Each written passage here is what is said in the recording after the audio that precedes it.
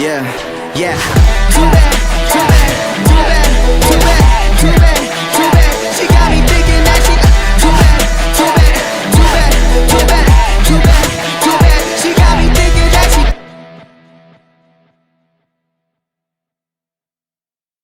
Here is Shawn Labadie. This is one of my best friends. She is so amazing. Um, First and foremost, I think this is just my opinion. I think she's like one of the biggest leaders in the Hampton Roads community. Like I feel like Shawn, for me, like you're like an OG for being as young as you are. You know, it's like everyone's like, "Yo, have you taken class from Shawn though?" Yeah. So like a big leader in the Hampton Roads community.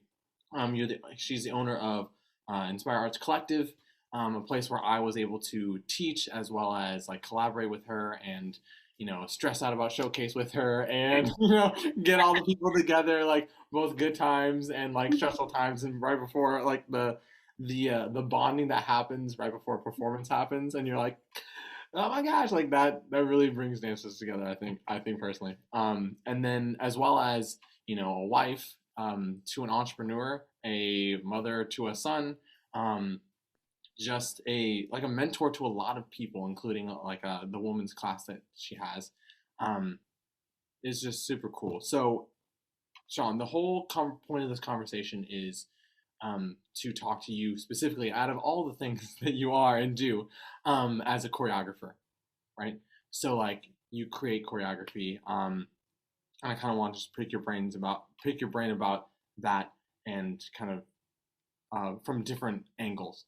So I guess to start off, we can start with like an analogy. So like choreography is to dance like blank is to blank. Or if you don't like the phrasing of that, you can make up your own analogy.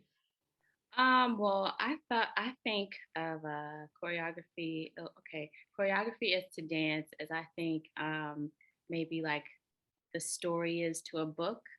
And I say that because it's like it really does depend on like the movement artist, and like every story is very unique. So I feel like you know that's basically what we're doing. We're kind of like telling our interpretation of like what's going on in the music and everything. So I think that's how I would describe it. Um, yeah, it's like, and I don't know, I could go deeper into that because I think that's what gives choreography so much meaning. Is because you really connected to your personal like story, your authenticity. I think it gives it that much more like because no story is the same. So yeah. Yeah, that's good. That's really good. I was really curious as to how, because it was just an open like analogy. So I was like, I love asking people that question because I'm like people just like, Question. yeah, fill it in, and I'm like, I never would have thought of it like that. Yeah. Um, so like timeline wise, like what was the timeline between when you started dancing and when you started choreographing? Like, was it like immediately after, or was there some kind of like growth or transition, or? Mm. Yeah. Well, I mean, I feel like I started like most people, dancing, like, watching music videos and stuff like that. But when I was about 9 years old, I connected to this dancer. She was like trained and everything, but she just so happened to be in my church. So I had like a different kind of like church praise dance experience because my leader at the time, she was very, very trained, and it was like my intro to technique actually. Um so I started then, and then when I was about 17, I think they just kind of were like, okay, well, Shawn's like growing, she has this mentor and whatever. And they put me in charge of like one of their groups in like the dance ministry. So that was actually my first intro to choreography, like actually teaching was when I was like 17. So like that's like an 8 year, span. Mhm. And I think it served me well because I was just able to just kind of watch her, watch the way that she would explain things or just how she would impart things to us. And I think now that I think back on it, I think that's kind of how I teach now. I didn't realize how much impact it had on my life even back then because even when she was teaching us the steps, they were always like a life there was always like a life lesson or something, and I'm like, well, you really do like do that. And so it's like really cool. Now that I think of that, that's the first time I've ever thought of that. Her impact on my life was really really huge. So yeah, so I'd say like 8 years is when I started to actually Okay. teach. Yeah. Okay, got it. So, so what was that transition like? Like, what did it like immediately? Did it immediately like, for example, like I'm the leader of this group, and I was just like, "Hey, Sean, do the thing," or was it like, Right. "Hey, would you like to do this?" Or were you like scared, or like what was that transition like from being not just a dancer but a choreographer? Well, at the time I saw a need because the person who was over it, the leader at the time, she had, transitioned out, and I was like, yo, like I would like to do that. They were like, you could do this, Sean. And so I was so young. And I think that it doesn't matter how old you are when you step into something new, you still have that like, oh crap. Like the thought of it is good. Yeah. But actually doing it now, that's the tricky part. So and plus I'm young and I was teaching some adults. So it's like that whole dynamic. Whereas it was like some of my mentors that it's like, oh, I want to be a part of this, because they weren't so much older. They were like in their 20s, but still it was just like, okay, I have to kind of tell them what to do. So I had that to kind of wrestle with. Hmm. But yeah, I think it was just, the regular jitters of like the transition and not and having ideas in my mind, but actually communicating them. So then other people can also take the vision and run with it. I think you know, Yeah. that also can lead into other conversations because, yeah, that could just that's a whole journey in and of itself because you can't and come up with these things, but you have to be able to cast the vision so that other people can then and train them and all that. And I didn't know how to train back then. I was just like, I got these moves and I want to give them to you, and I think Yeah. they're hot, let's do it. So yeah. Come on. Exactly. Oh, guys, yeah. Because at that point you start transitioning, not just like you said, not just giving someone moves, but then you start transitioning into like instruction. So, like, Right. what would you say is the biggest difference between being a choreographer and being a dance instructor? Yeah. It's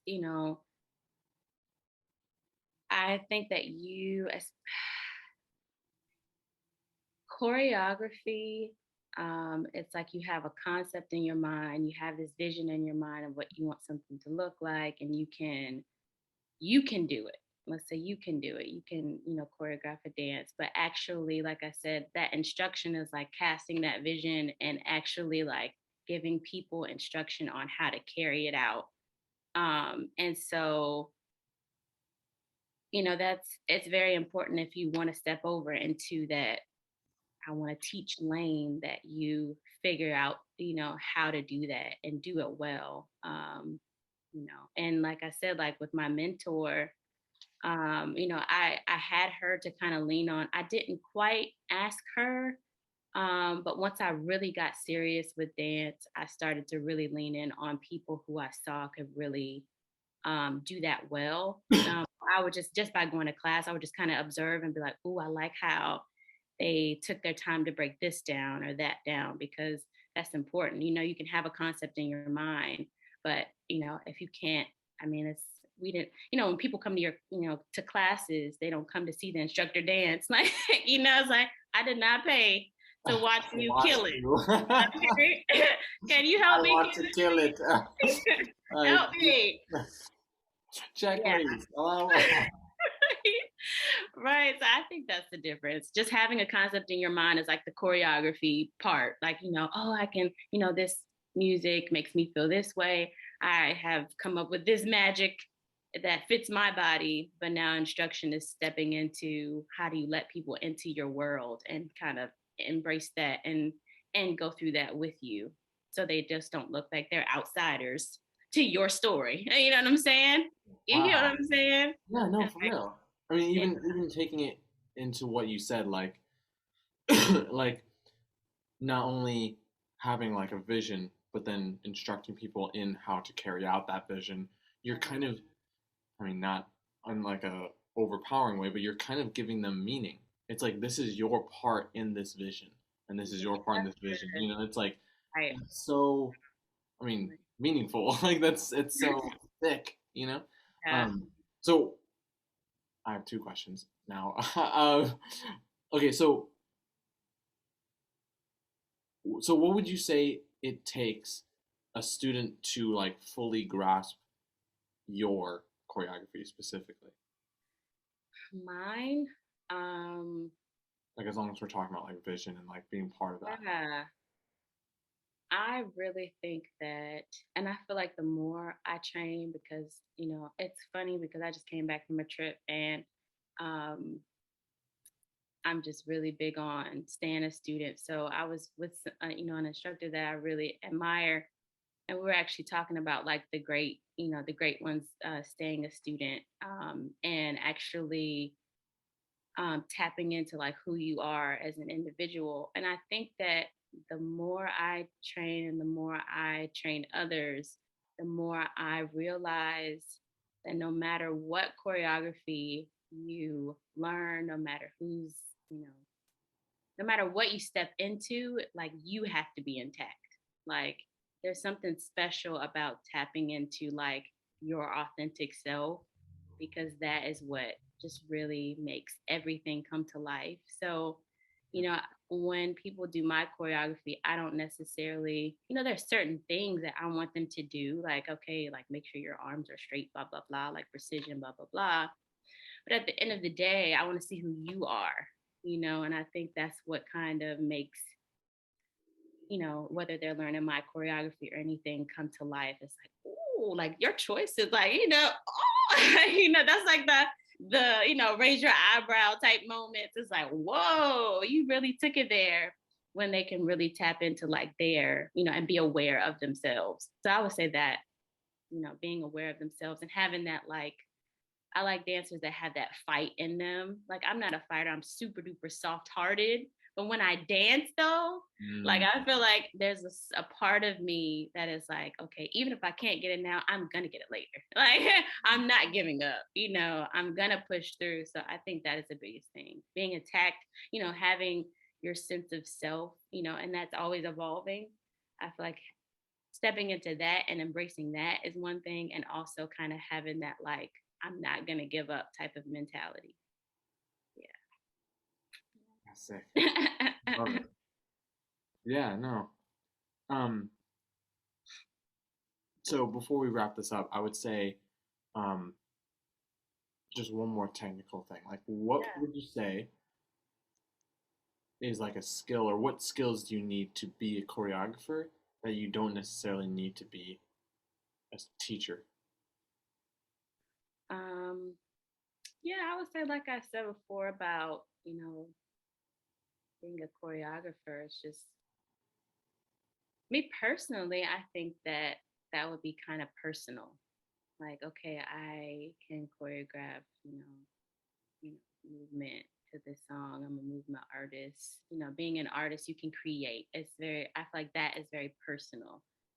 But like being an instructor, stepping into that um, takes just like it takes another thing to kind of, like I said before, like casting that vision. So choreography, being a choreographer, I would just say, you have to just be able to connect with the music and be yourself, and try things. And if you have like a foundation or something, using those elements within your choreography, that type of thing. But being an instructor takes, you know, the ability to break down and to make it um, accessible to someone other than yourself.